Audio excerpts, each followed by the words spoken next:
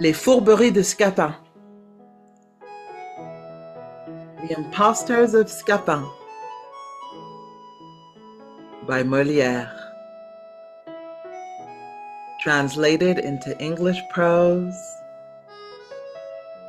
by Charles Heron Wall. A JaYo Théâtre production.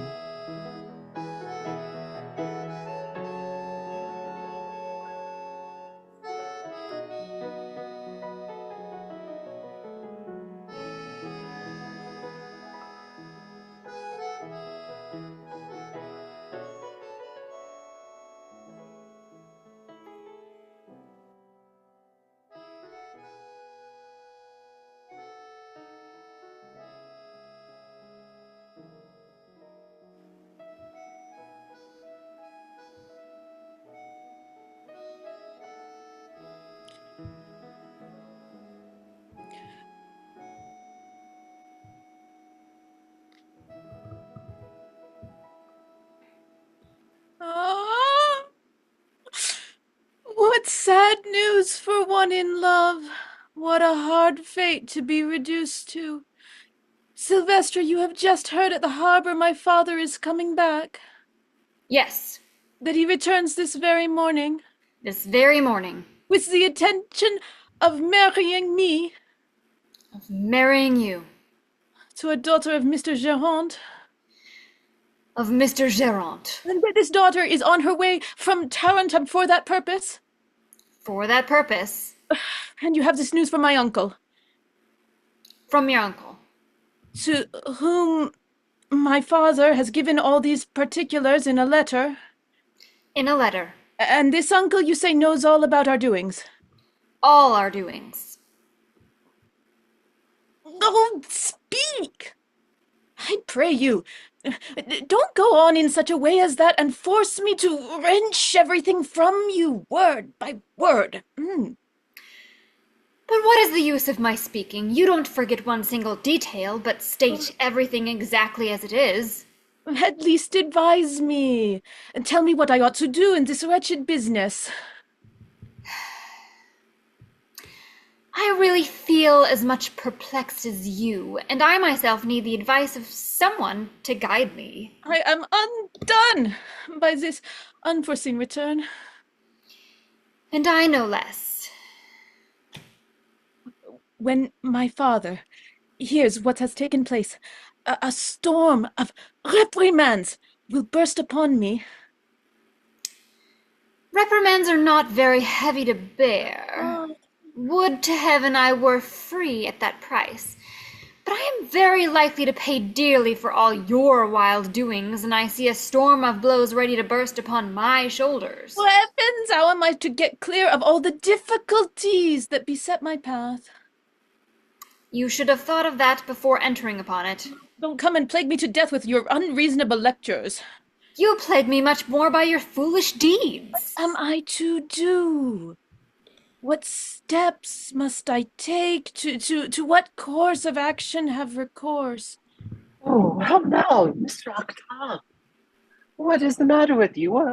What is it? What trouble are you in? You're all upset, I see. My dear Scapin, I am in despair.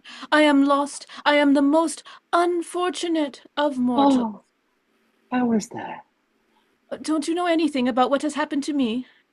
No. But my father is just returning with Mr. Gerant. They want to marry me. Well, what is there so dreadful about that? You don't know what cause I have to be anxious? No, but it only depends on you that I should know, should soon know. And I am a man of consolation, a man who can interest himself in the troubles of young people. Oh, Scapin, if you could but find some scheme, or invent some plot, to get me out of the trouble I am in, I should think myself indebted to you for life. Oh, to tell you the truth, there are few things impossible to me when I once set about them. Heaven has bestowed on me a fair enough share of genius for the making up of all those neat strokes of mother wit. for all those ingenious gallantries to which the ignorant and the vulgar give the name of impostures. And I can boast without vanity that there have been very few men more skillful than I in expedients and intrigues, and who have acquired a greater reputation in the noble profession. But, to tell you the truth, merit is too ill rewarded nowadays.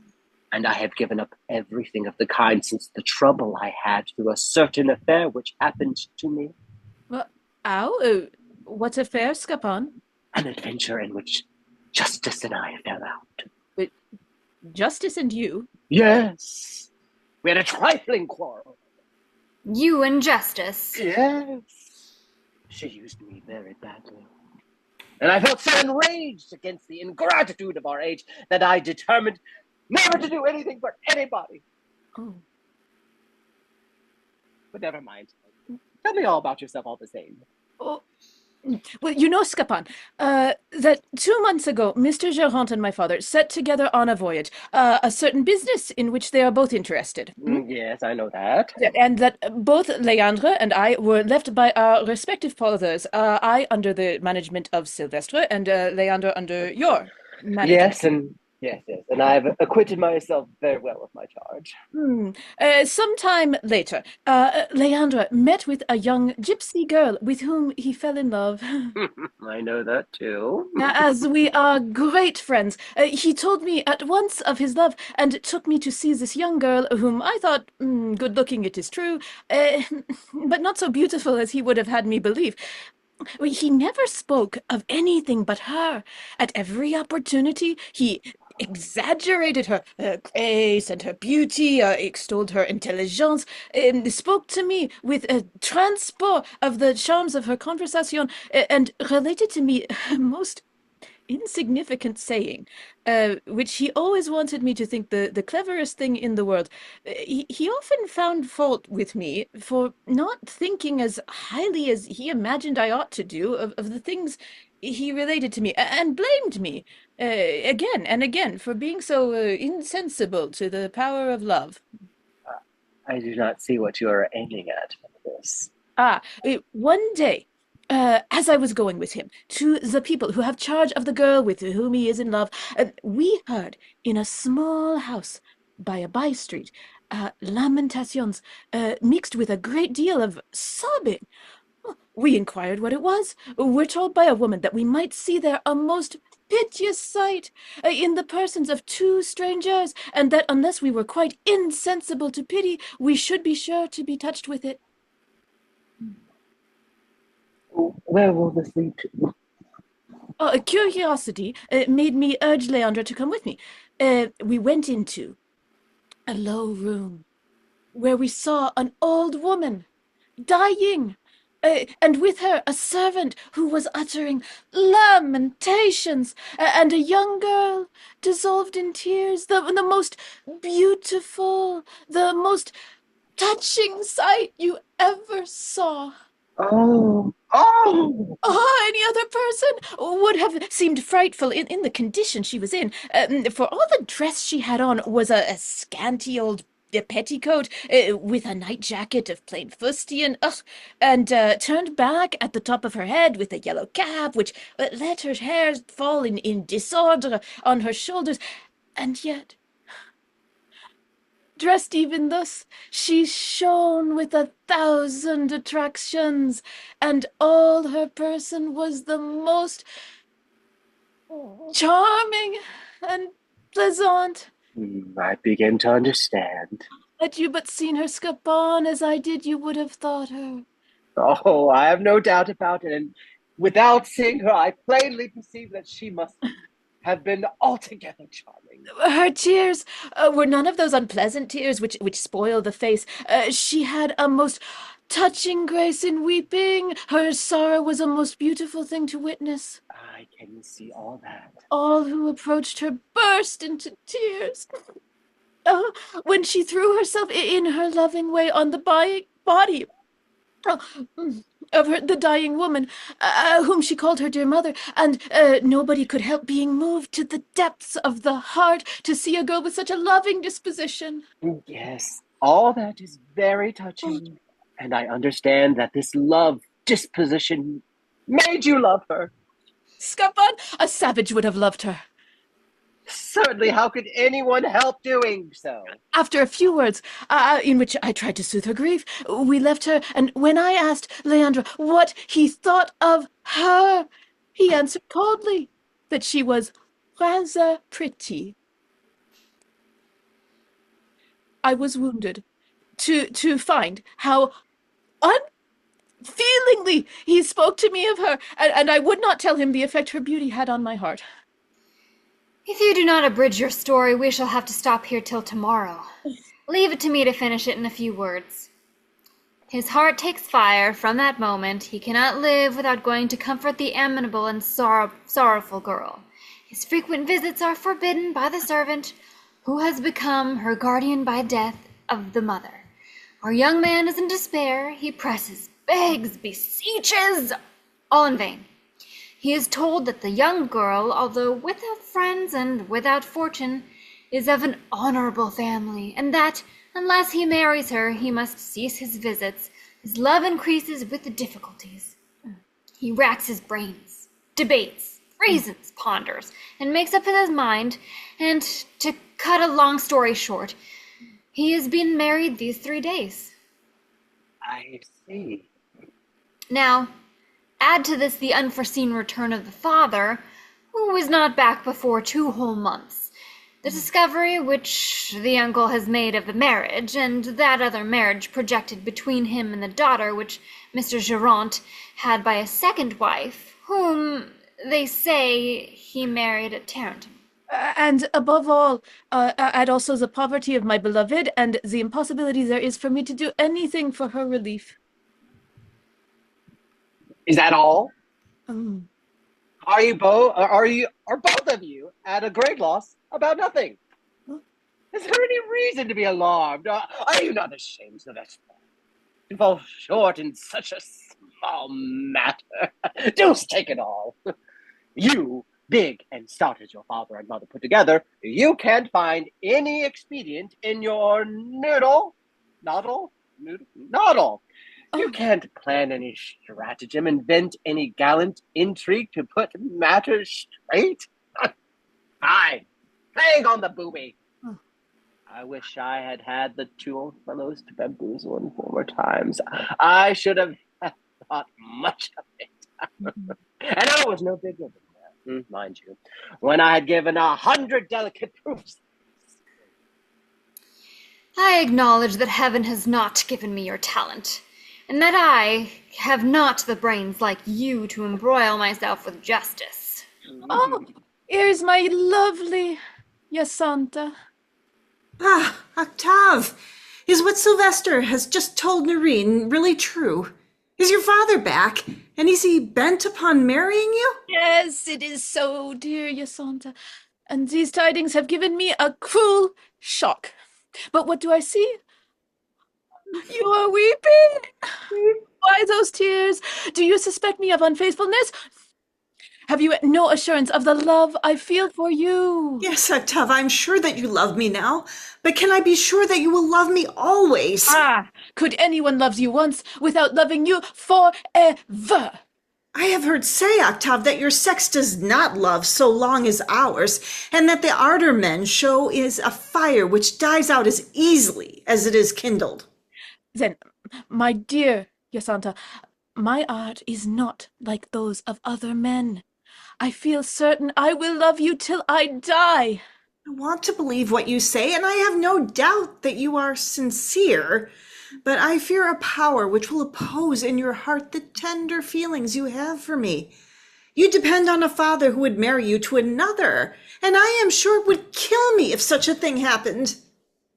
Lovely Jacinta, there is no father who can force me to break my faith to you. I could resolve to leave my country and even to die rather than be separated from you. Without having seen her, I have already conceived a horrible aversion to her whom they wished me to marry, and although I am not cruel, I wish the sea would swallow her up, or drive her henceforth forever. Do not weep then, dear Hyacinth, for your tears kill me, and I cannot see them without feeling pierced to the heart. Since you wish it, I will dry my tears, and I will wait without fear for what heaven shall decide. Heaven shall be favorable to us. It cannot be against us if you are faithful. I certainly shall be so. Then I shall be happy. She is not so bad after all, and I think her pretty enough. Oh, here is a man who, if he would, could be of the greatest help to us in our troubles. I have sworn with many oaths never more to meddle with anything. But if you both entreat me very much, I might. If entreaties will obtain your help, I beseech you, with all my heart, to steer our bark. And you? Have you anything to say? Like him, I beseech you, by all that is most dear to you upon earth, to assist us in our love. Well, I must have a little humanity and give way. There, don't be afraid. I will do all I can do for you. Well, be sure that Go and make yourself. You must prepare yourself to receive your father with firmness.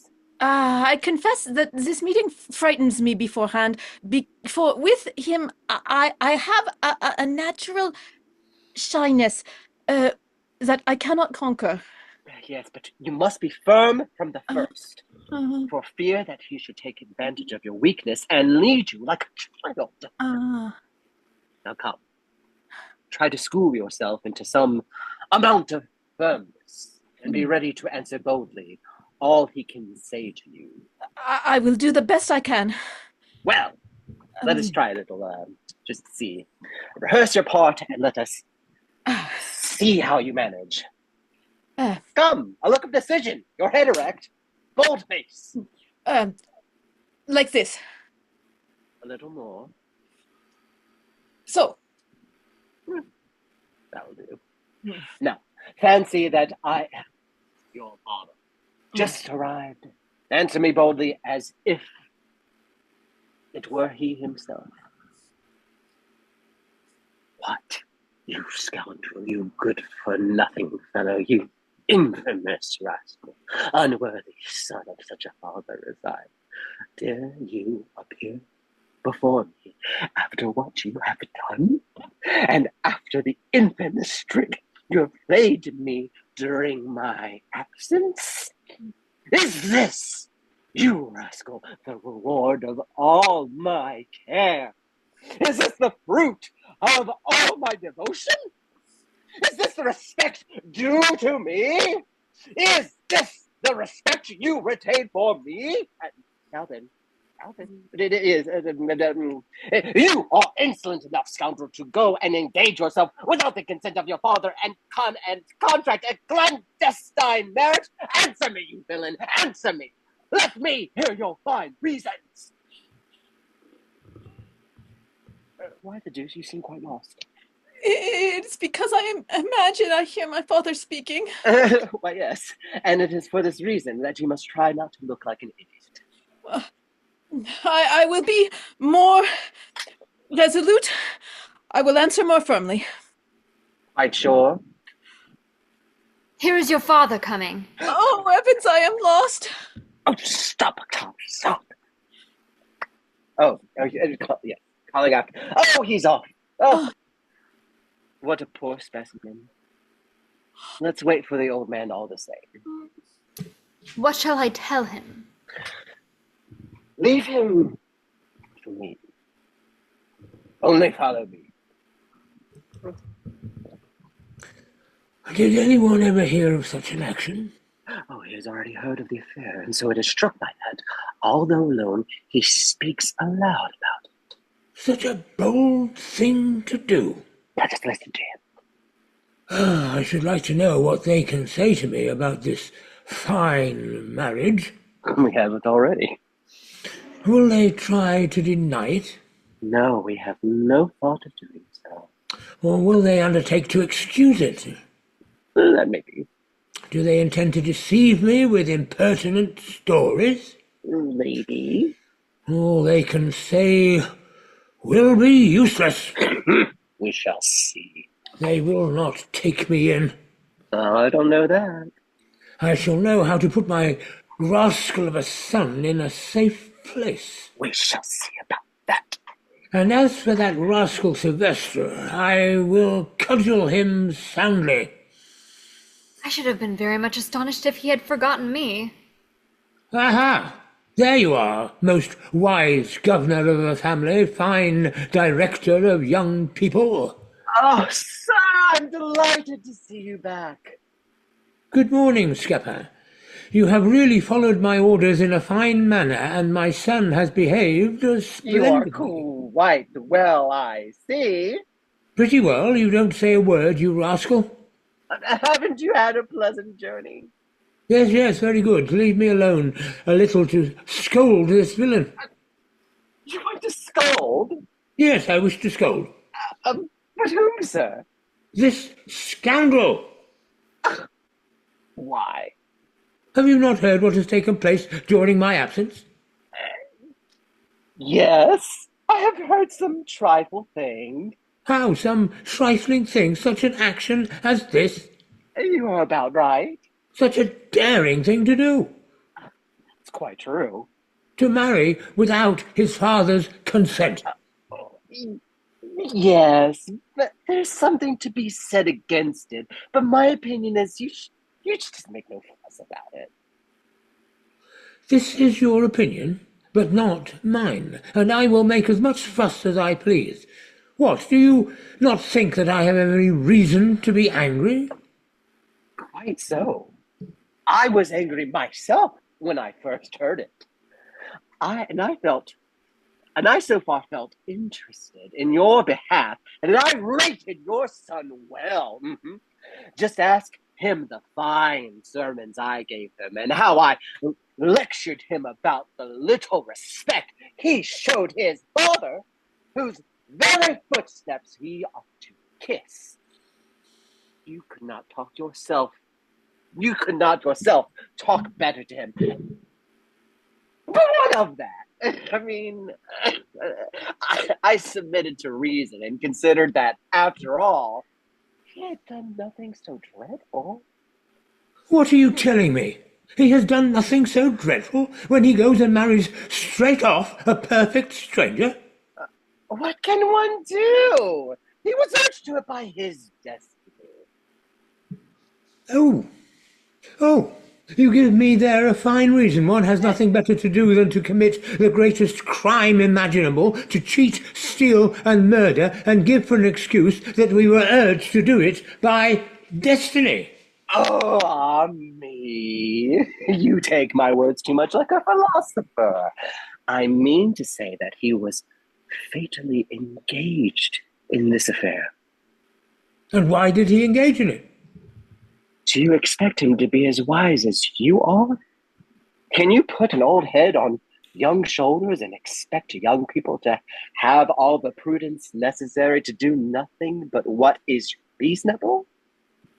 Just look at our Leandre, who, in spite of all of my lessons, has done even worse than that.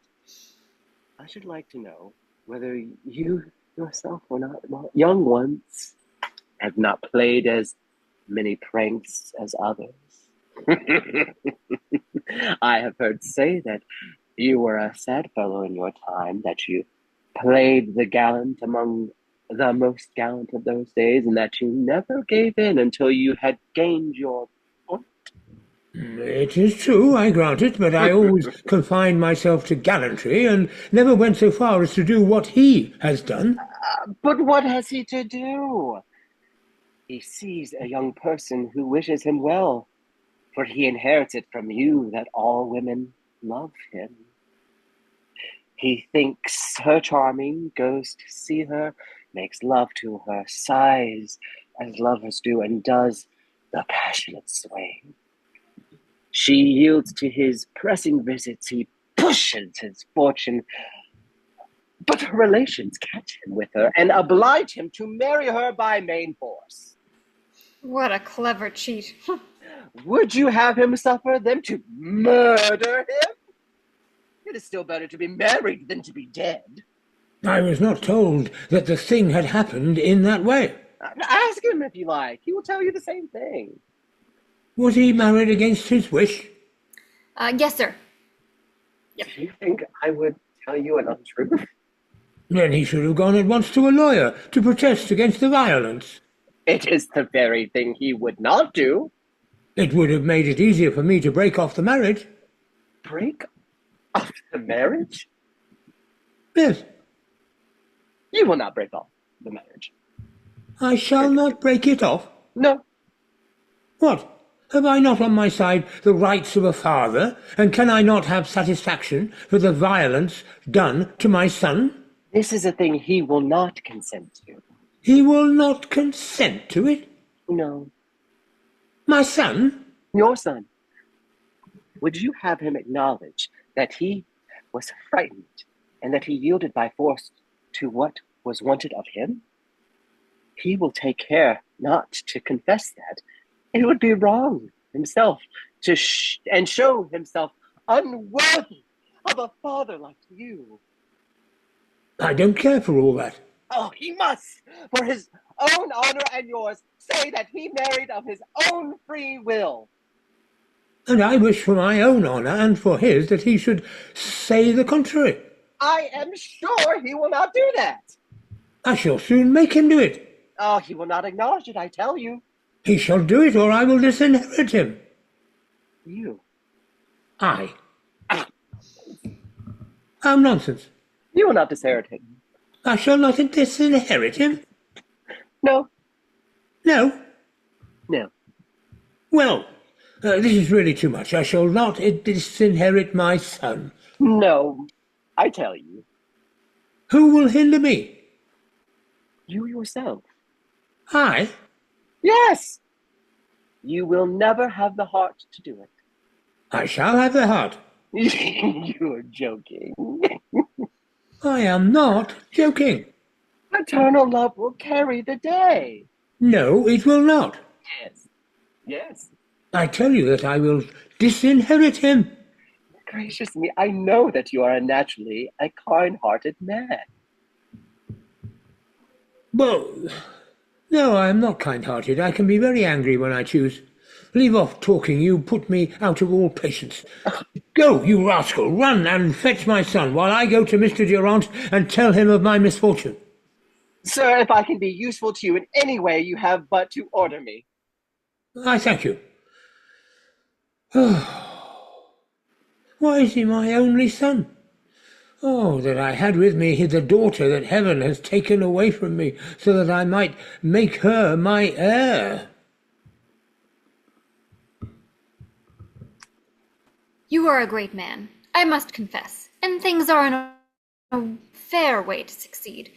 But on the other hand, we are greatly pressed for money, and we have people dunning us. Leave it to me. The plan is all ready. I'm only puzzling my brains to find out a fellow to act along with us in order to play a personage I want. But let me see. Just look at me. Stick your cap rather rakishly on one side. Yes. All right, and put on a furious look. Put your hand on your side. Walk about like a king on the stage. That will do. Follow me. I possess some means of changing your face and voice. I pray you, Scapin, don't go and embroil me with justice. Oh, never mind. We will share our perils like brothers. And 3 years more or less on the galleys are not sufficient to check a noble heart.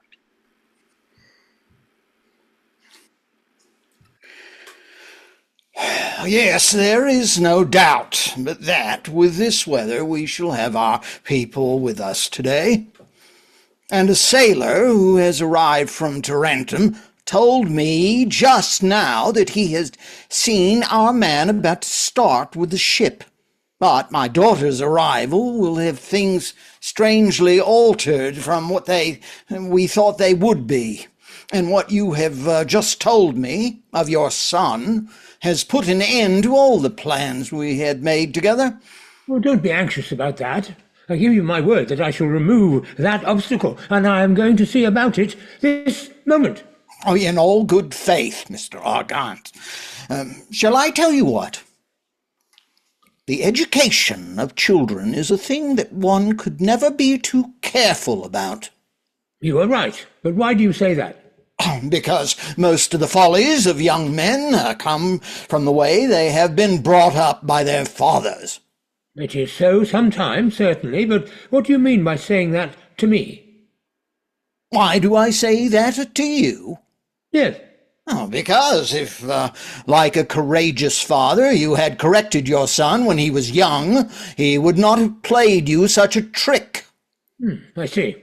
So that you have corrected your own much better? Certainly.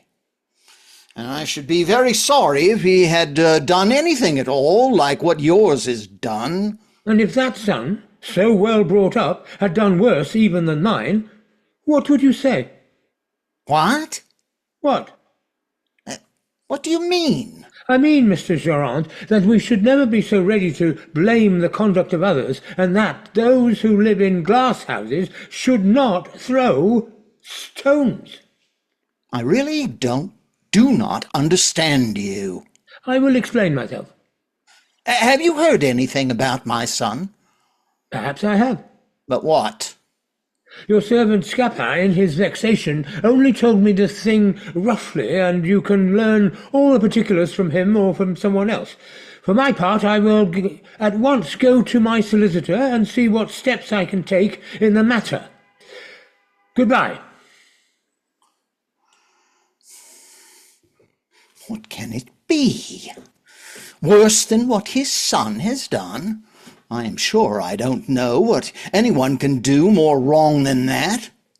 And to marry without the consent of one's father is the worst thing that I can possibly imagine.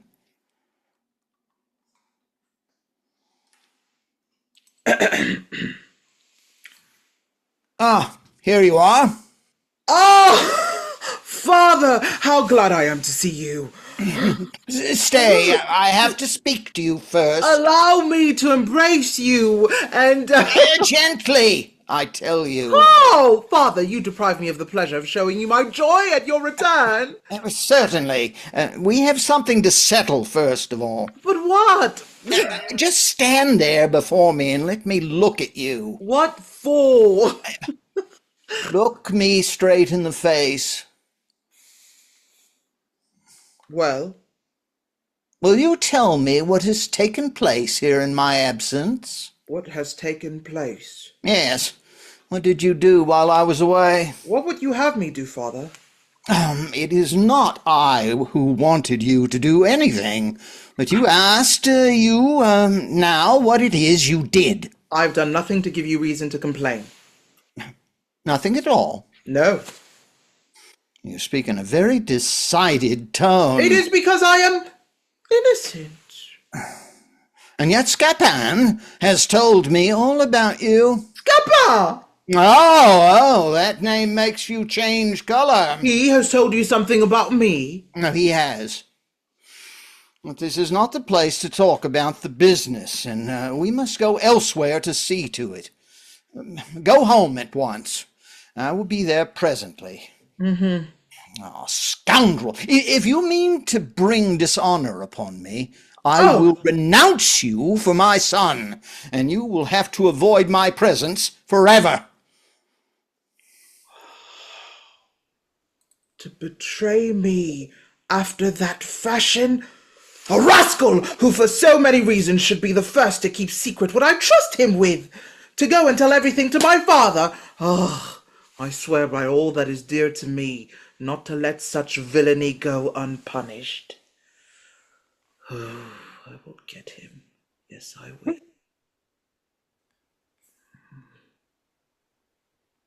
Ah, my dear Scapin, what do I not owe to you? What a wonderful man you are, and how kind of Evan to send you to my help. Ah! Aha! Here you are, you rascal! Sir, your servant. You do me too much honor.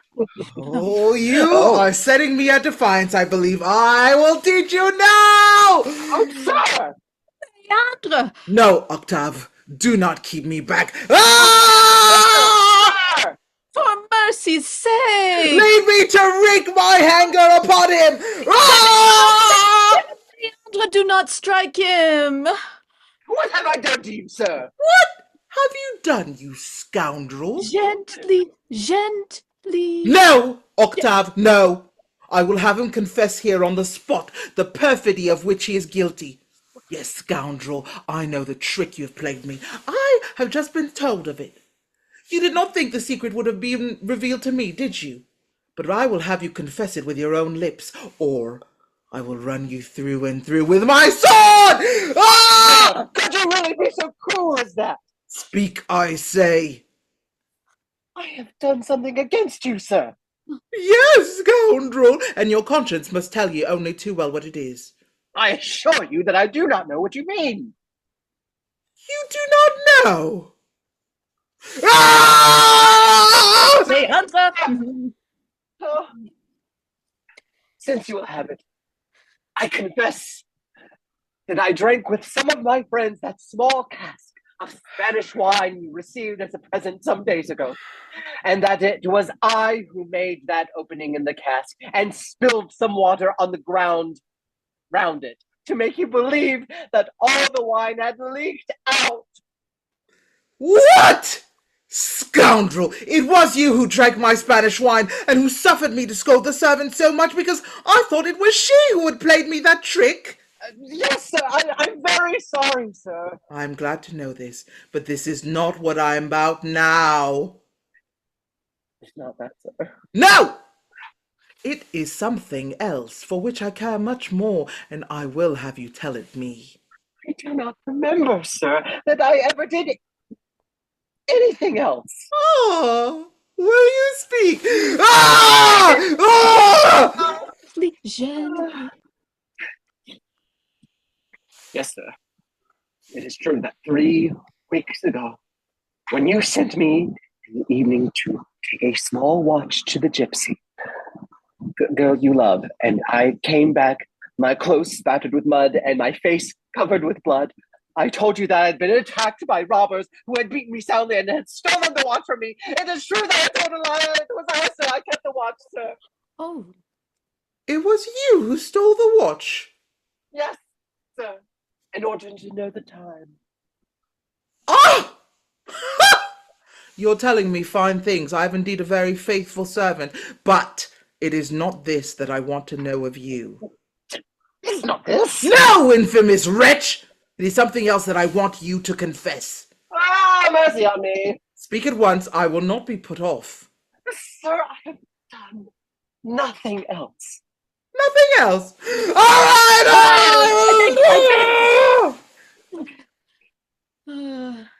Okay, well, sir, you remember that ghost that 6 months ago cudgeled you soundly and almost made you break your neck down the cellar where you fell was running away? Well, It was I, sir, who played that ghost. it was you, wretch, who were playing the ghost. I mean, only to frighten you a little and to cure you of the habit of making us go out every night as you did.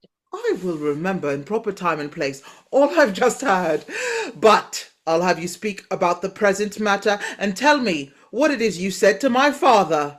What I said to your father. Yes, scoundrel, to my father. I haven't seen him since his return. You have not seen him. No, sir. Is that the truth? That's perfectly true. And he shall tell you so himself. And yet it was he himself who told me. With your leave, sir, he did not tell you the truth. Huh. hmm. No. Well,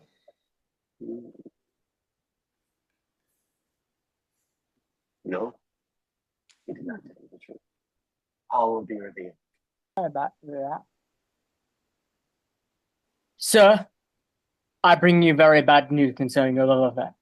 What is it now?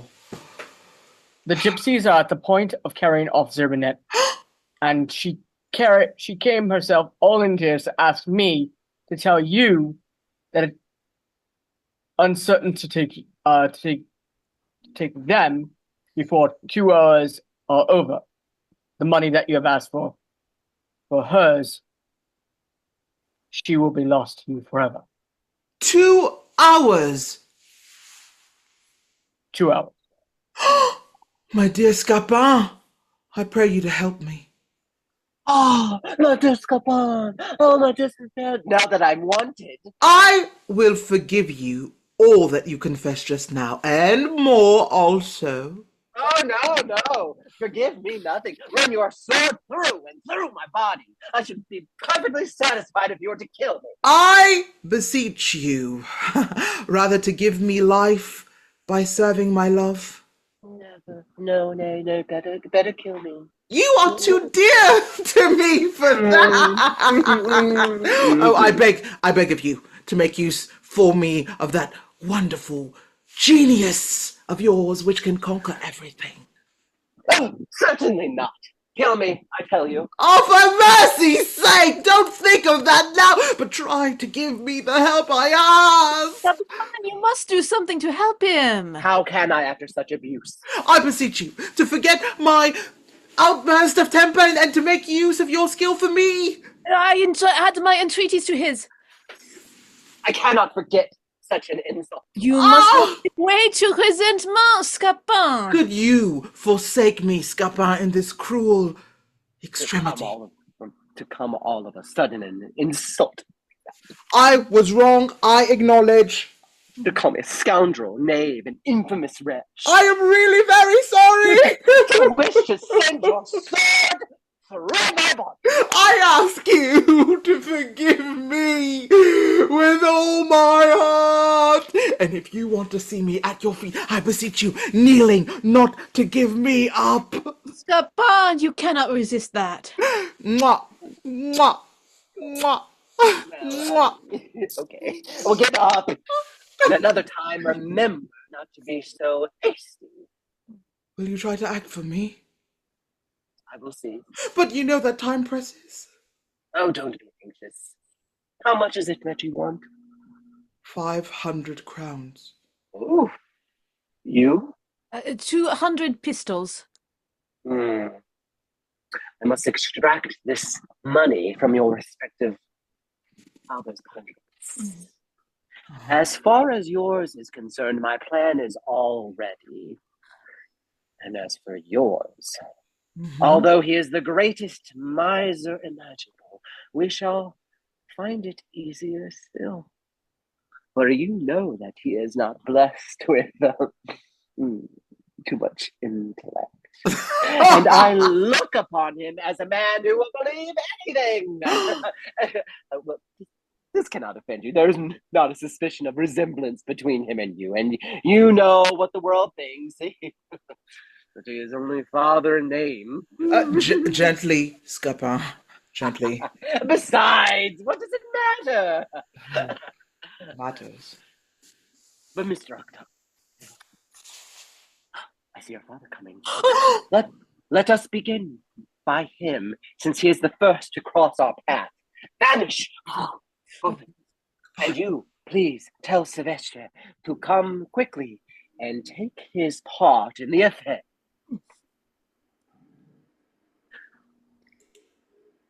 Oh, there he is, turning it over in his mind.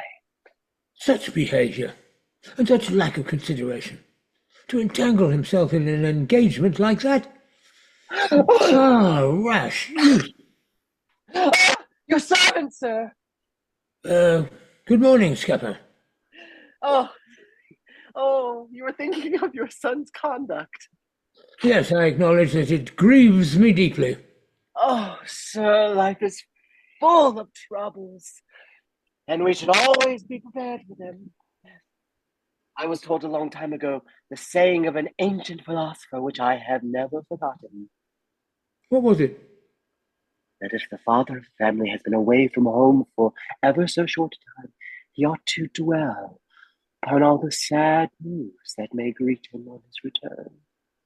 He ought to fancy his house burnt down, his money stolen, his wife dead, his son married, his daughter ruined, and be very thankful for whatever falls short of this. In my small way of philosophy, I have ever taken this lesson to heart, and I never come home, but I expect to have to bear with the anger of my masters, their scoldings, insults, kicks, blows, and horsewhipping. And I always thank my destiny for whatever I do not receive. Ah, well, that's all very well, but this rash marriage is more than I can put up with, and it forces me to break off the match I had intended for my son. I have come from my solicitors to see if we can cancel it. Oh, well, sir, if you will take my advice, you will look to some other way of settling this business. You know what a lawsuit means in this country, and you'll find yourself in the midst of a strange bush of thorns. I am fully aware that you are quite right, but what else can I do? I think I have found something that will answer much better.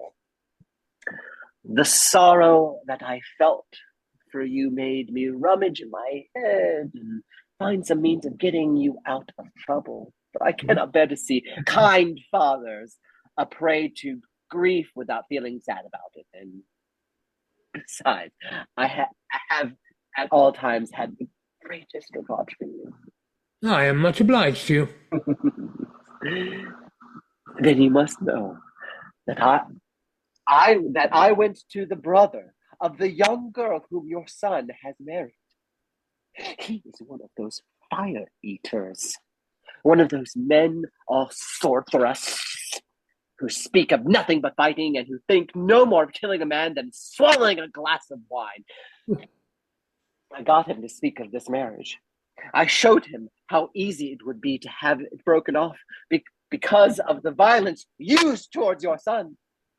I spoke to him of your prerogatives as father and of the weight which your rights, your money, and your friends would have with justice. I managed him so that at last he lent a ready ear to the propositions I made to him of arranging the matter amicably for a sum of money. In short, he will give his consent to the marriage being cancelled, provided that you pay him well. And how much did he ask? Oh, at first things utterly out of the question. But what? Things utterly extravagant. But what? He spoke no less than 500 or 600 pistoles. 500 or 600 agues to choke him withal? Does he think me a fool? Just what I told him.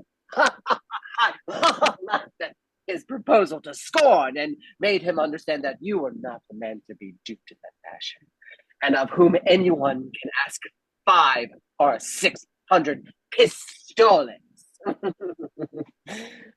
However, after much talking, this is what we decided.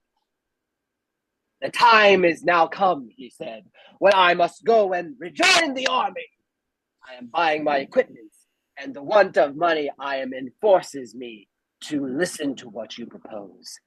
I must have a horse, and I cannot obtain one at all fit for the service under 60 pistoles. Well, yes, I am willing to give 60 pistoles. And you must have the harness and pistols, and that will cost him maybe 20 more. 20 and 60 make 80. Exactly. It's a great deal. Still, I consent to that. But he must also have a horse for his servant, which we may expect will cost at least 30 pistoles. How the deuce? Let him go to Jericho. He shall have nothing at all. Sir, No, he's an insolent fellow.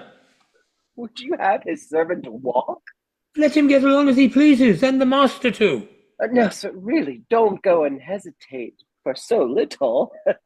Don't have recourse to law, I beg of you, but rather give all that is asked for you and save yourself from the impostures of justice. Well, I will bring myself to give these 30 pistoles also.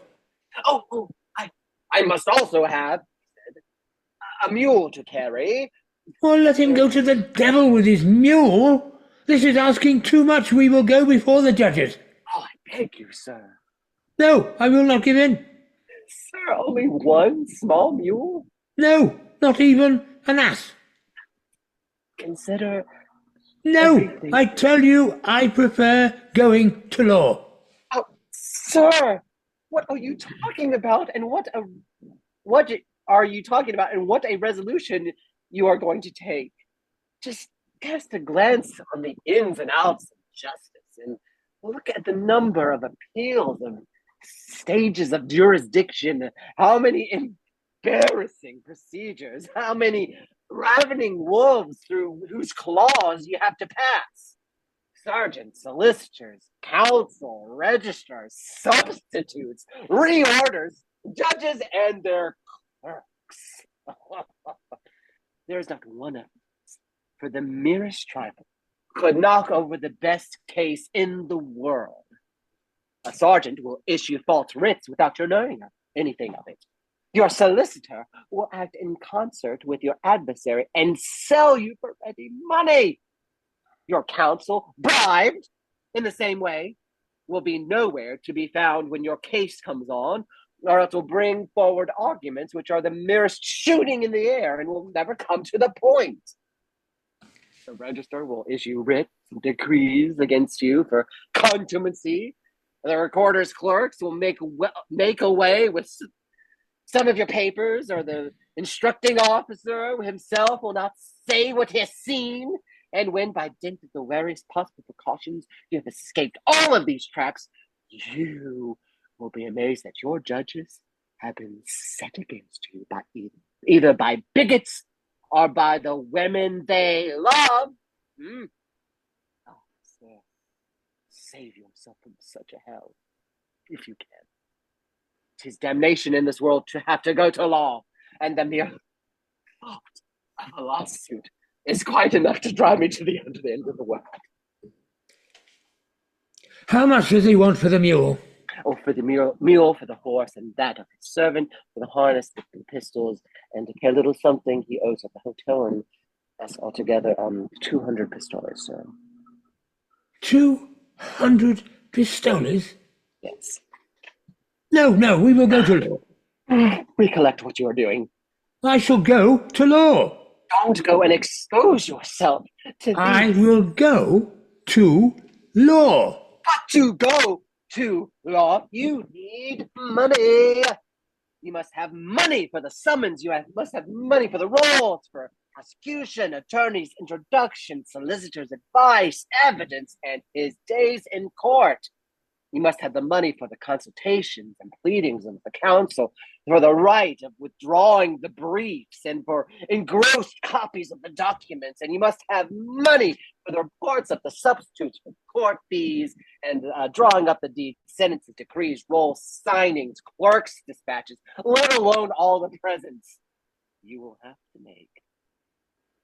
Give this money to the man, and there you are well out of the whole thing.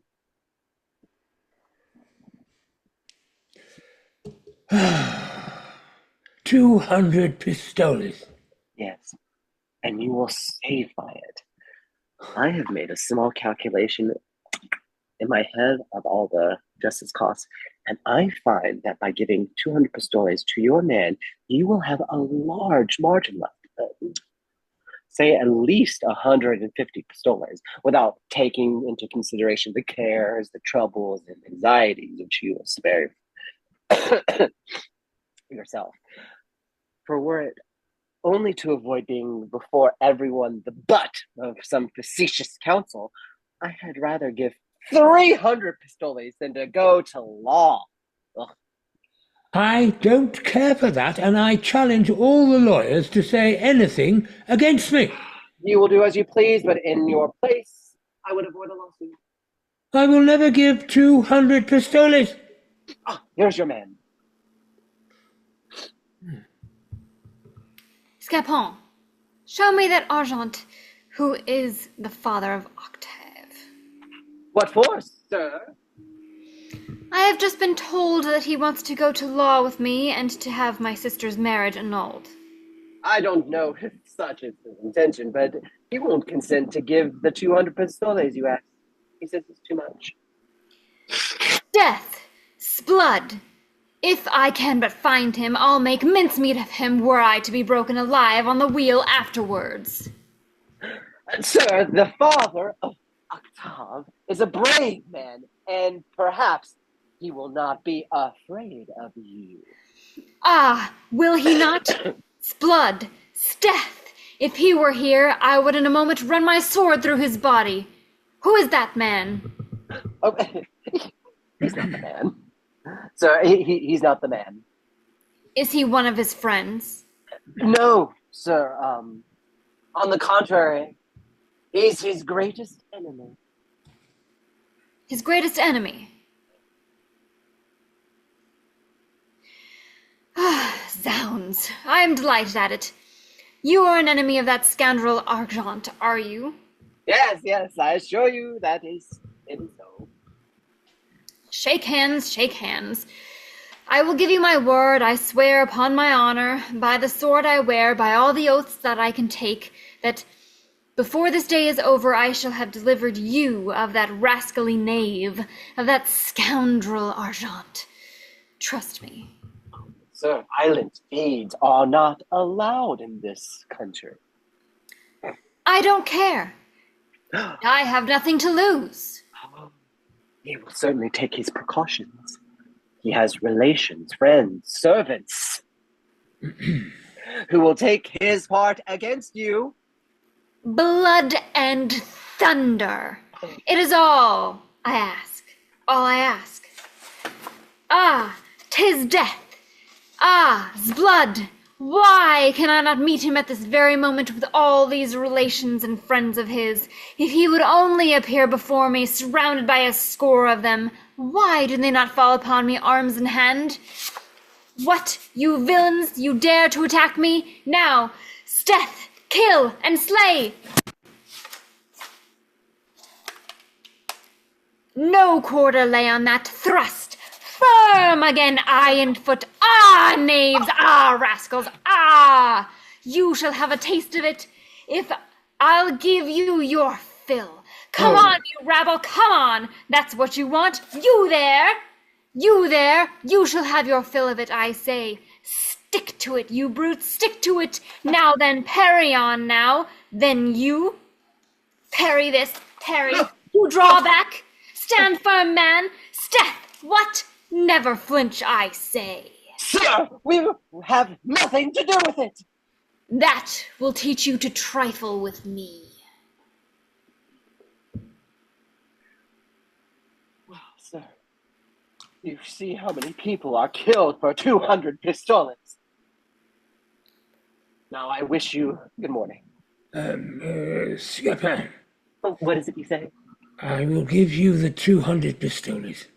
Oh, I am very glad of it, for your sake. Let us go to him. I have them with me. Better give them to me. You must not, for your honor, appear in this business. Know that you have passed for another. And besides, I should be afraid that he would ask you for more if he knew who you were. True. Still, I should be glad to see to whom I give my money. Do you mistrust me then? Oh, no, but... Sir, either I'm a thief or an honest man, one or the other. Do you think I could deceive you? And that in all of this, I have any other interest at heart than yours and that of my master, whom you want to take into your family? If I have not all of your confidence, I will have no more to do with this. And you can look out for somebody else to get you out of this mess. Well, here then. No, sir. No, don't trust me with your money. I would rather you trusted another with your message. Ah, me. Here, take it. No, I tell you, do not trust me. Who knows if I do not want to steal your money from you? Take it, I tell you, and don't force me to ask you again. However, mind you, have an acknowledgement from him. Trust me, it hasn't to do with an idiot. I will go home and wait for you. I shall be sure to go. That one's all right. And now for the other. Ah, here he is. They are sent one after the other to fall into my net. Shit. Oh, heaven! Oh, unforeseen misfortune! Oh, unfortunate father, Polgeron! What will you do? What is he saying there with that doleful face? Oh, can no one tell me where to find Mr. Jerome? What is the matter, Scapin? Oh, where can I meet him to tell him of this misfortune? What is the matter? Oh, in vain I run everywhere to meet him. I cannot find him. Well, here I am. Oh, he must have hidden himself into some place which nobody can guess. Oh, I say, are you blind? Can't you see me? Ah, sir, it was impossible to find you. I've been near you for the last half hour. What is it all about? Oh, sir. Well? Your son, sir. Well, my son? Has met with the strangest misfortune you've ever heard of. What is it? This afternoon, I found him looking very sad about something which you have heard, something which you had said to him, in which you had very improperly mixed my name. But while trying to dissipate his sorrow, we went and walked about in the harbor. There, among other things, was to be seen a Turkish galley. A young Turk with a gentlemanly look about him invited us to go in and held out his hand to us. We went in. He was most civil to us, gave us some lunch, with the most excellent fruit and best wine you've ever seen. Well, what is there so sad about all this? Wait a little, it is coming. Whilst we were eating, the galley left the harbor, and when in the open sea, the Turk made me go down into the boat and sent me to tell you that unless you sent by me 500 crowns, he would take your son prisoner to Algiers. What? 500 crowns? Yes, sir, and moreover, he only gave me 2 hours to find him in. Oh, the scoundrel of a Turk to murder me in that fashion! It is for you, sir, to see quickly about the means of saving from slavery a son whom you love so tenderly. Now, what the deuce did he want to go in that galley for? He had no idea what would happen. Go, Scapin. Go quickly, and tell that Turk that I shall send the police after him. The police in the open sea? Are you joking? What the deuce did he want to go in that galley for? A cruel destiny will sometimes lead people. Listen, Scapin. You must act in this the part of a faithful servant. Oh, how so? You must go and tell that Turk that he must send me back my son, and that you will take his place until I have found the sum he asks. Do you know what you are saying? And do you fancy that a Turk will be foolish enough to receive a poor wretch like me in your son's stead? What the deuce did he want to go in that galley for? He could not foresee his misfortune. However, sir, remember that he has given me only 2 hours. You say that he asks 500 crowns. 500 crowns? Has he no conscience? Conscience in a Turk. Does he understand what 500 crowns are? Yes, sir. He knows that 500 crowns are 1,500 francs. Does the scoundrel think that 1,500 francs are to be found in the gutter? Such people will never listen to reason. What the deuce did he want to go in that galley for? Leave the galley alone. Remember that time presses and that you are running the risk of losing yourself forever. Alas, my poor master, perhaps I shall never see you again. And at this very moment, whilst I'm speaking to you, they are taking you away to make a slave of you in Algiers. Oh, but heaven is my witness that I did all I could. And that if you are not brought back, it is all owing to the want of love of your father. Wait a minute, Scapin. I will go and fetch that sum of money. Okay, be quick then, for I'm afraid of not being in time. You said 400 crowns, did you not? No, 500 crowns. 500 crowns! Yes. The deuce did he want to go in that galley for? Quite right, but be quick. Could he not have chosen another walk? It is true, but act promptly. Cursed galley! Not the galley sticks in his throat! Here, Scapin. I had forgotten that I had just received this sum in gold, and I had no idea it would so soon be wrenched from me. But mind you, tell that Turk that he is a scoundrel. Yes! An infamous wretch. Yes! A man without conscience. A thief. Leave that to me. That. All right! And that if ever I catch him, he will pay for it. Yes! Go quickly and fetch my son.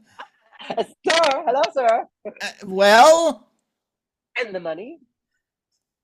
Did I not give it to you? No, indeed, you put it back in your pocket. Ah, it is grief which troubles my mind. So I see. Oh, what the deuce did he want to go in that galley for? Oh, cursed galley! Scoundrel of a Turk!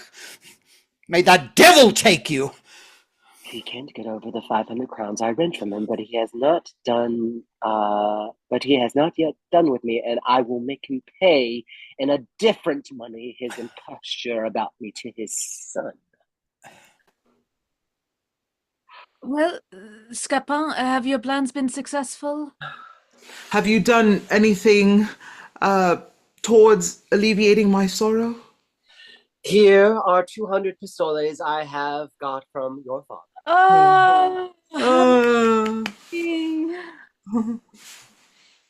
But I could do nothing for you.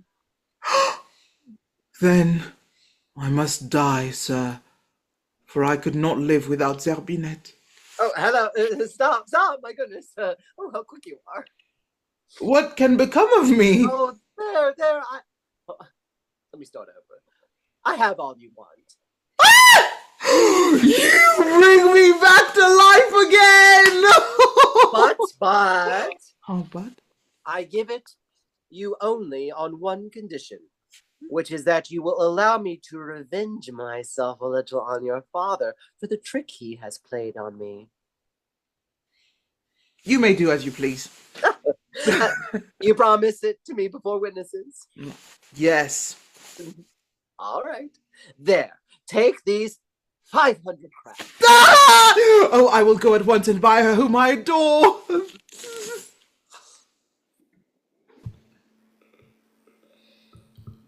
Yes, your lovers have decided that you should be together, and we are acting according to their orders.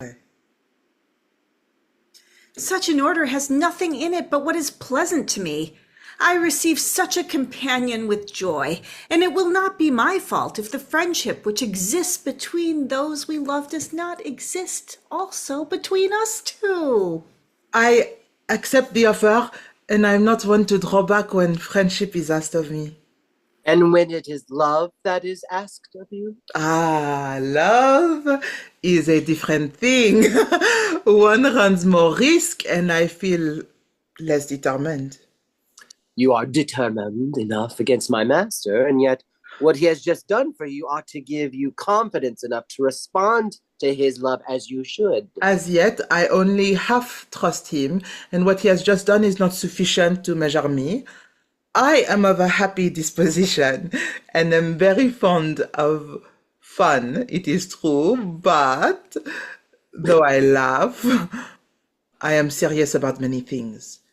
and your master will find himself deceived if he thinks that it is sufficient for him to have bought me, for me to be altogether his. He will have to give something else besides money, and for me to answer to his love as he wishes me, he must give me his word with an accompaniment of certain little ceremonies which are thought indispensable. It is so he understands this matter. He only wants you as his wife. And I am not a man to have mixed in this business if he had meant anything else. I believe it since you say so, but I foresee certain difficulties with the father. Le père. We shall find a way of settling that. The similarity of our fate ought to strengthen the tie of friendship between us. We are both subject to the same fears, both exposed to the same misfortune. You have this advantage, at least, that you know who your parents are, and that's sure of their help. When you wish to make them known, you can secure your happiness by obtaining a consent to the marriage you have contracted. But I, au contraire, have no such hope to fall back upon, and the position I am in is little calculated to satisfy the wishes of a father whose whole care is money. That is true. But you have this in your favor, that What? the one you love is under no temptation of contracting another marriage. A change in a lover's heart is not what we should fear the most. We may justly rely on our own power to keep the conquest we have made, but what I particularly dread is the power of the fathers, for we cannot expect to see them moved by our merit. Alas, why must the course of true love never run smooth? How sweet it would be to love with no link wanting in those chains which unite two hearts. Oh, how mistaken you are about this. Security in love forms a very unpleasant calm. Constant happiness becomes wearisome. We want ups and downs in life, and the difficulties which generally beset our path in this world revive us and increase our sense of pleasure.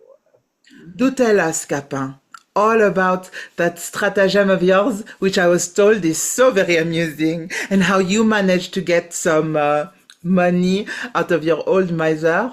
You know that the trouble of telling me something amusing is not lost upon me, and that I will repay those who take that trouble by the pleasure I give them, who it gives me. All right. Sylvester here will do that as well as I.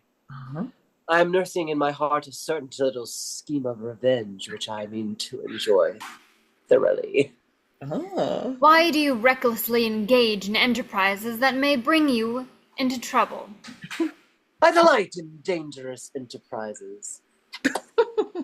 As I told you already, you would give up the idea you have if you would listen to me. I prefer listening to myself. Why the deuce do you engage in such a business? Why the deuce do you trouble yourself about it? It is because I can see that you will, without necessity, bring a storm of blows upon yourself. Ah, well, it will be on my shoulders and not on yours.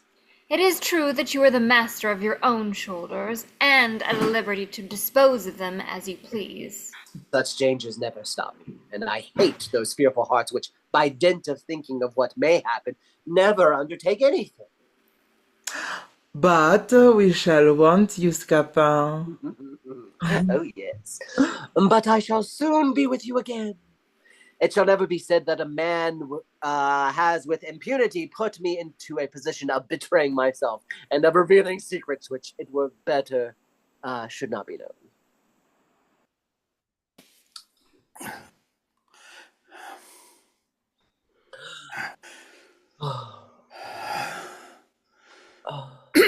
Well, Scapin, and how have we succeeded about my son's mischance?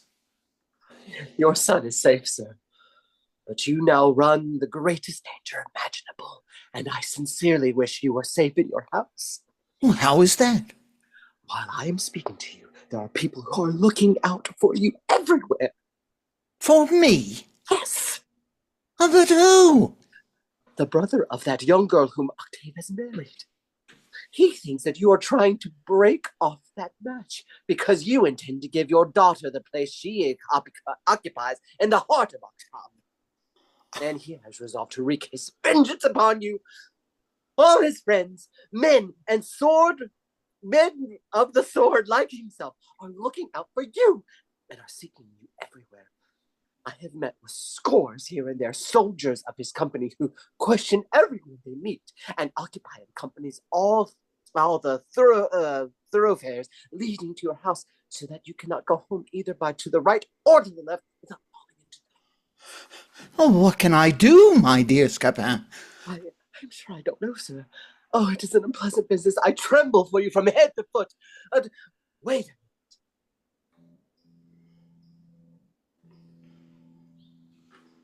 Well? No, it is nothing. Could you not find out some means of saving me? Oh, I can indeed think of one, but I should run the risk of a sound beating. Oh, Scapin, show yourself a devoted servant. Do not forsake me, I pray you. I will do what I can. I feel for you a tenderness which renders it impossible for me to leave you without help. But sure that I will reward you for it, Scapin, and I promise you this coat of mine, when it is a little less worn. Oh, wait a minute. I have just the thought, at the proper moment, of the very thing to save you. You must get into the sack, and I... No, it is nobody. As I was saying, you must get in here, and must be very careful not to stir. I will put you on my shoulders and carry you like a bundle of something or other. I shall thus be able to take you through your enemies and send you safe into your house. When there, we will barricade the door and send for help. A very good idea. The best possible. Oh, you will see. You shall pay for that lie. What? I only say that your enemies will be finally caught. Get in right to the bottom, and above all things, be careful not to show yourself and not to move, whatever may happen. You may trust me to keep still. Oh, hide yourself. Here comes one of the bullies. He is looking for you.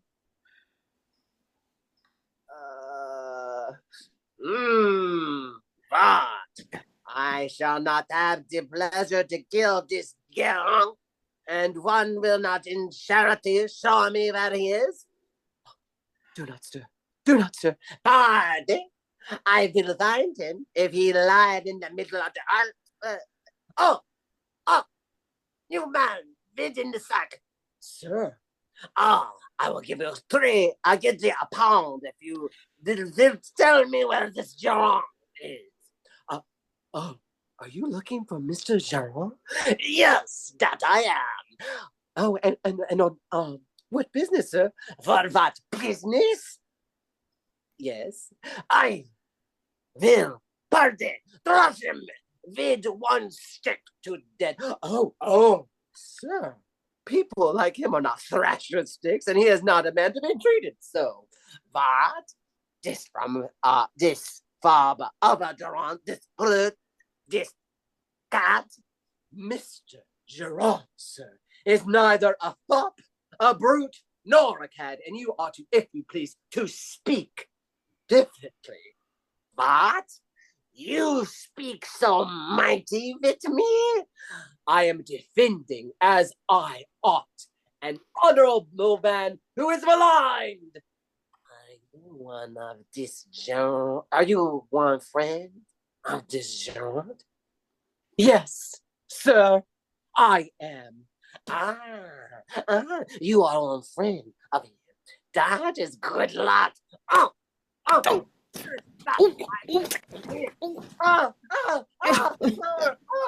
Sir Gentry, pray, dear, bear him that from me. Goodbye. The wretch. Oh, Scapin, I can bear it no longer. Oh, sir, I am bruised all over, and my shoulder as are sore as can be. How? It was on mine he laid his stick. Oh, I beg your pardon, sir. It was on my back. What do you mean? I'm sure I felt the blows and feel them still. No, I tell you, it was only the end of his stick that reached your shoulders. You should have gone a little farther back, then to spare me. And take care! Here is another man who looks like a foreigner.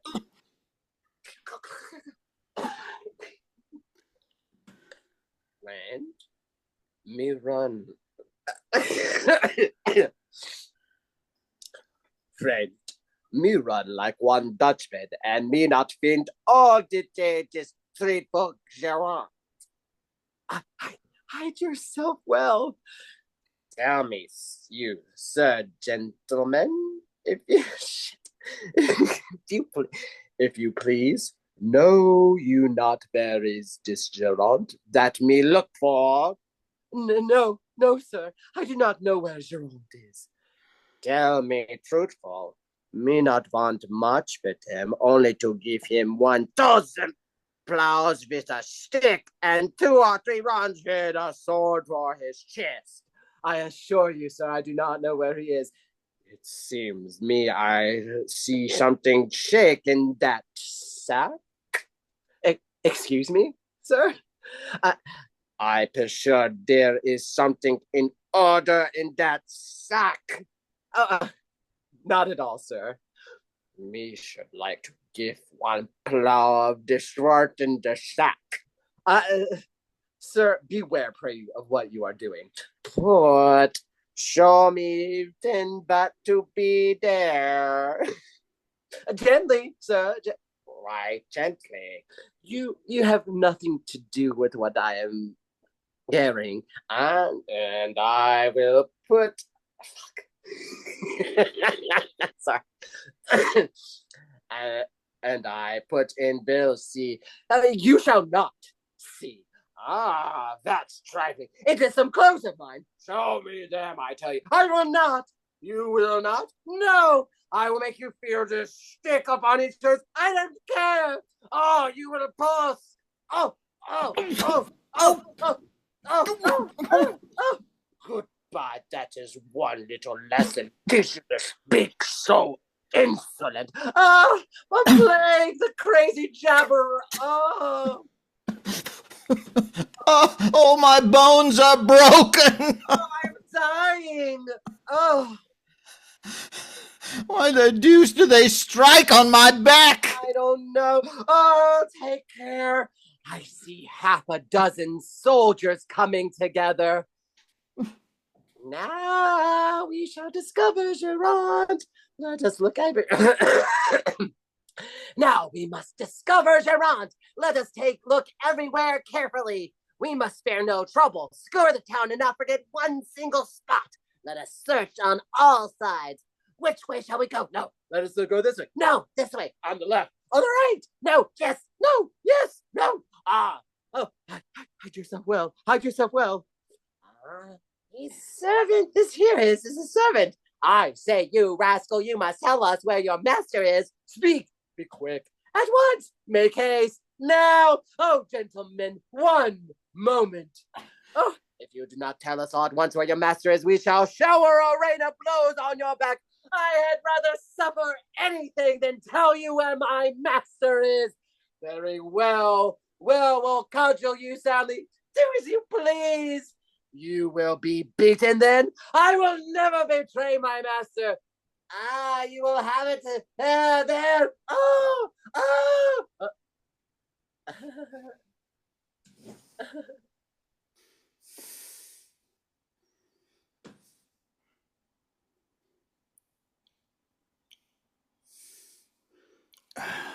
Infamous wretch! Rascal! Scoundrel! It is thus that you murder me?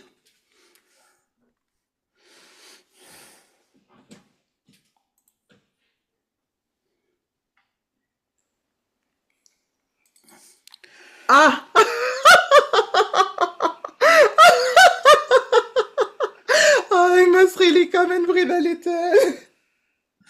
I will make you pay for it. What an amusing story. What a good dupe that old man is.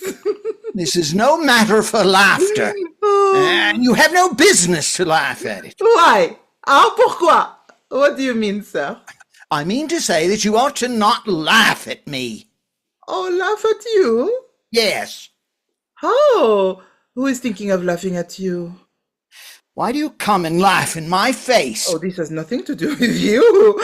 I am only laughing with myself at the remembrance of a story which has just been told me. The most amusing story in the world. Oh, I don't know if it is because I am interested in the matter, but I never heard anything so absurd as the trick that has just been played by a son to his father to get some money out of him. By a son to his father to get some money out of him? Oui, And if you are at all desirous of hearing how it was done, I will tell you the whole affair. I have a natural longing for imparting to others the funny things I know. Pray tell me that story. Oh, willingly. Okay. Alors, I shall not risk much by telling it to you, for it is an adventure which is not likely to remain secret long. Fate placed me among one of those bands of people who are called gypsies and who, tramping from province to province, tell you your fortune, oui? And do many other things besides. When we came to this town, I met a young man who, on seeing me, fell in love with me. From that moment, he followed me everywhere, and like all young men, he imagined that he had but to speak and things would go on as he liked.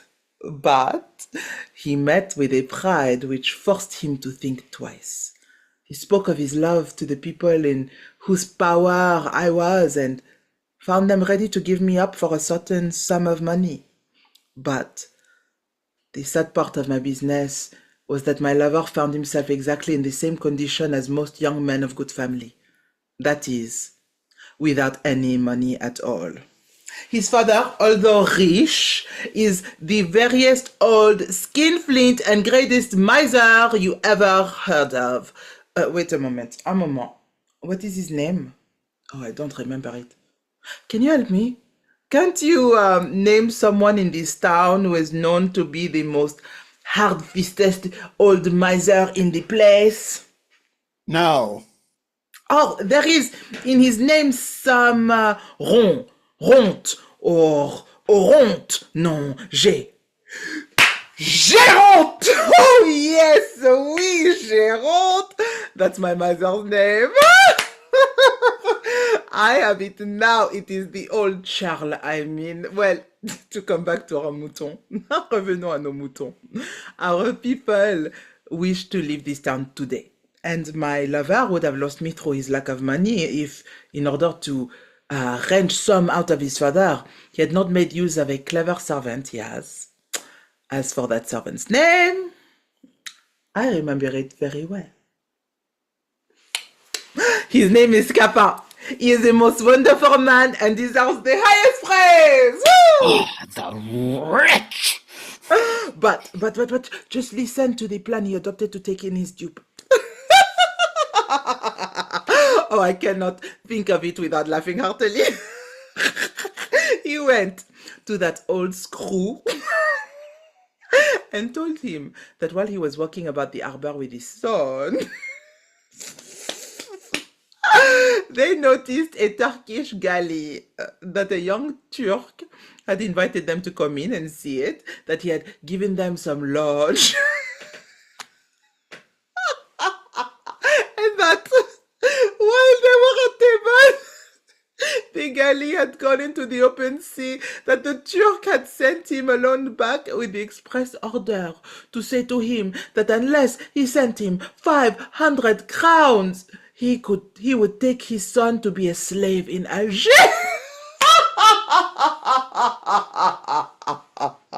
Oh, you may imagine our miser, our stingy old curmudgeon in the greatest anguish, struggling between his love for his son and his love for his money.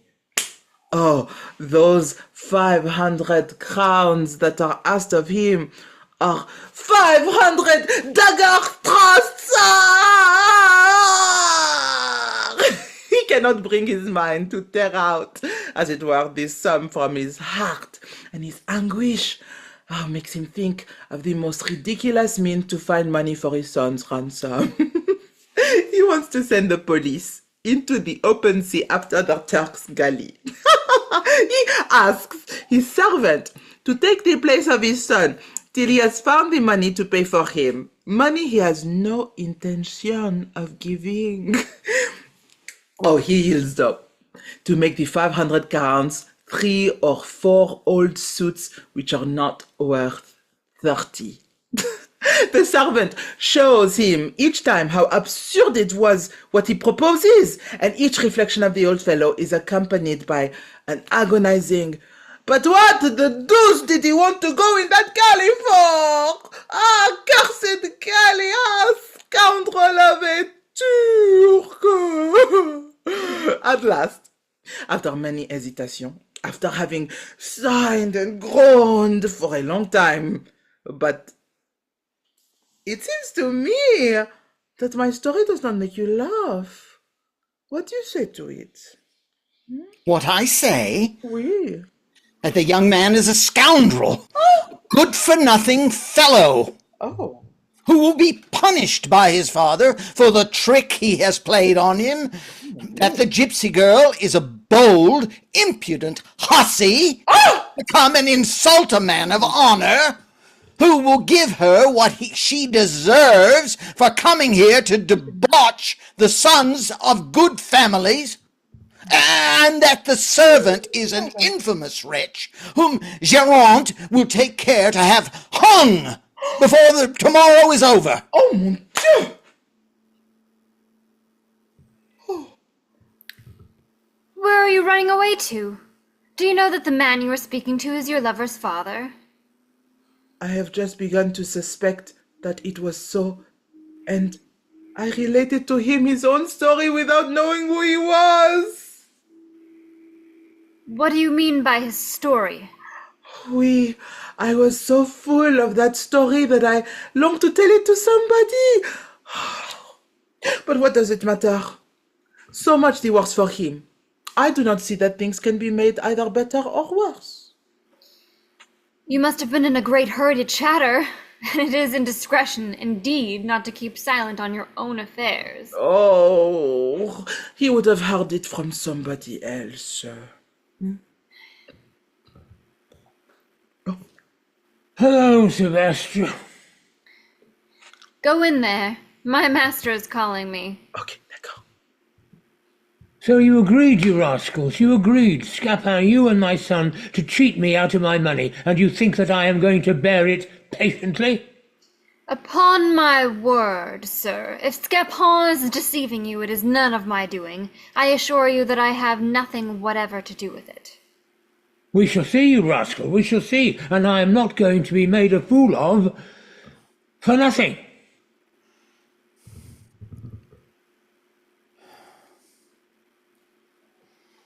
Ah, Mr. Argan, you see me in the greatest trouble. And I am in the greatest sorrow.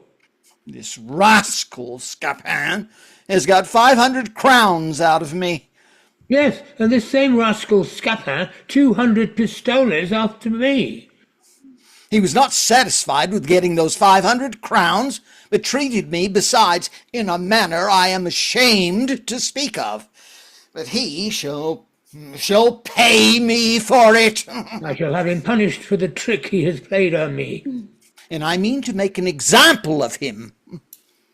May heaven grant that I do not catch my share of all of this. Mr. Argan, this is not all, and misfortunes, as you know, never come alone. I was looking forward to the happiness of today, seeing my daughter, who was everything to me, and I have heard that she left Tarentum a long while since, and there is every reason to suppose that the ship was wrecked, and that she is lost to me forever. But why did you keep her in Tarentum instead of enjoying the happiness of having her with you? I had my reasons for it. Some family interests forced me, till now, to keep my second marriage a secret. What do I see? What? You here, Narine? Monsieur Pandolf, how... Call me Gerant, and do not use the other name anymore.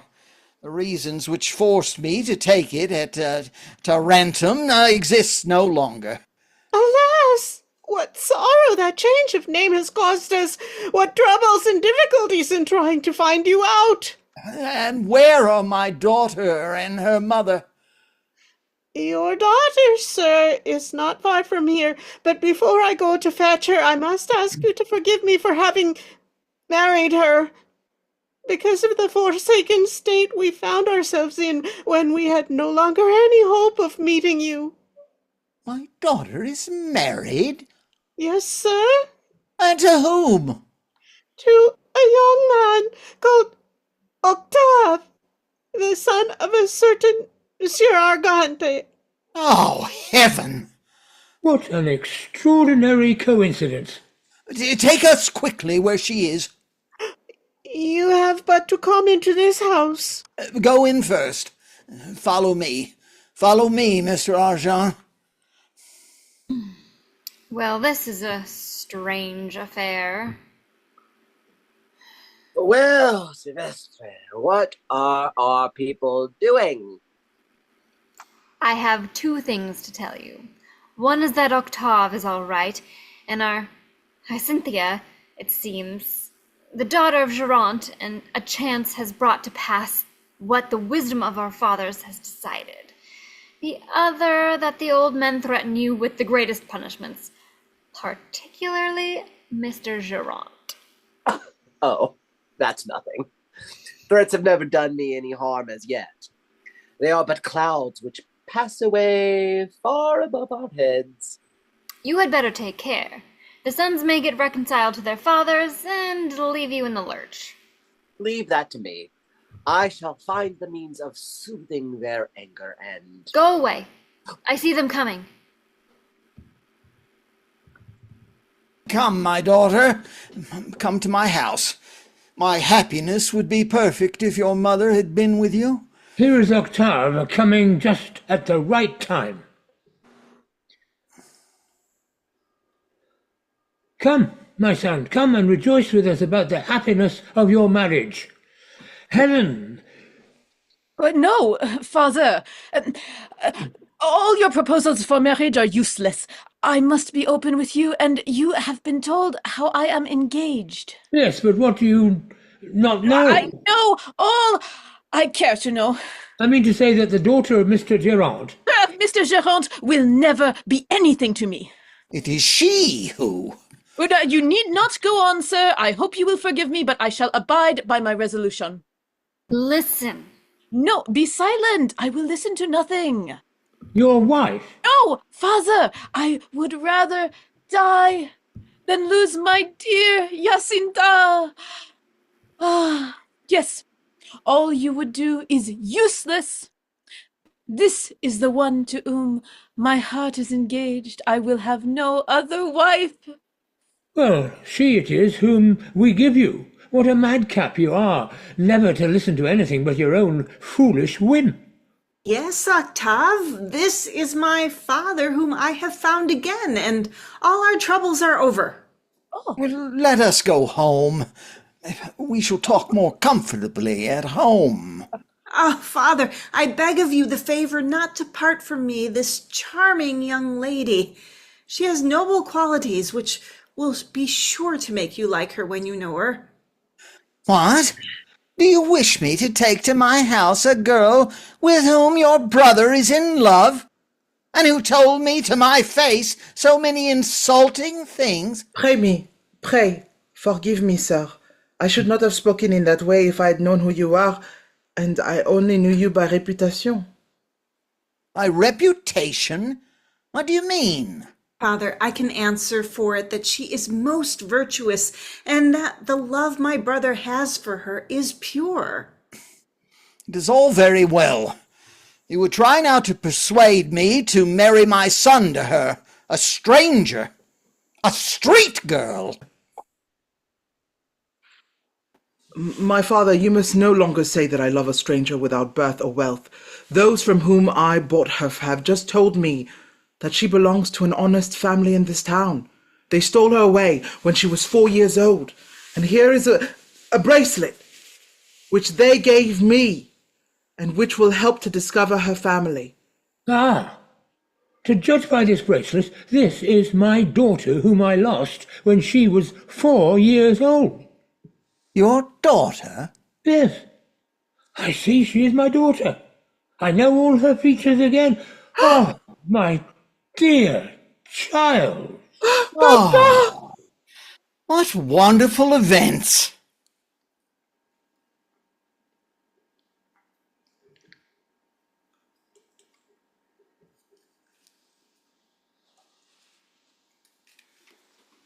Ah, gentlemen, a most sad accident has just taken place.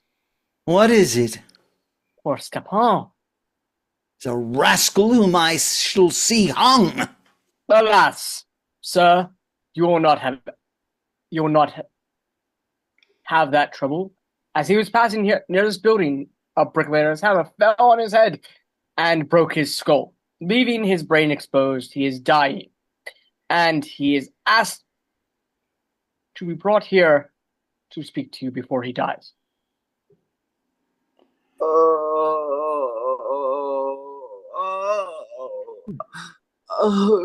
Gentlemen, you see me.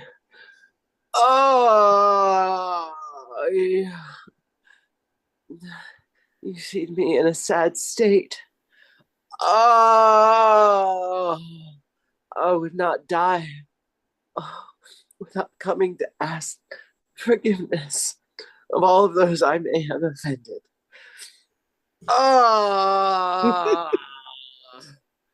Oh, yes. Gentlemen, before I give up the ghost, I beseech you to forgive me. Oh, I have done amiss. And particularly Mr. Argent and Mr. Gajan. I forgive you. Die in peace, Scapin.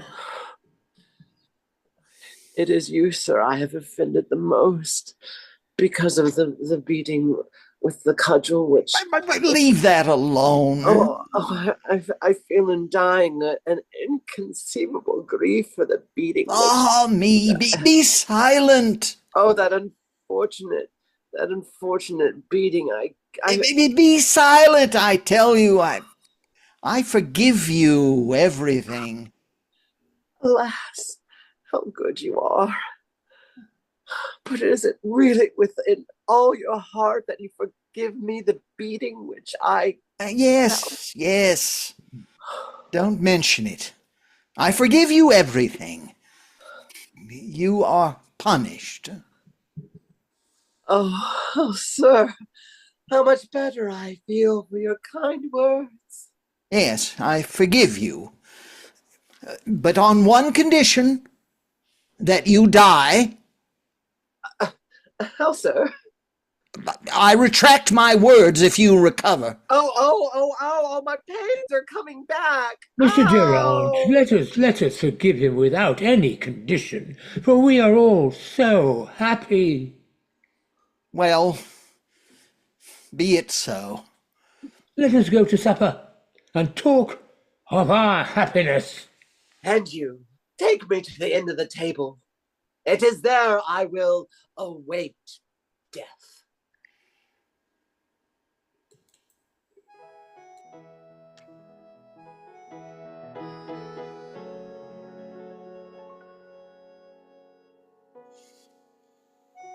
Les Fourberies de Scapin de Molière.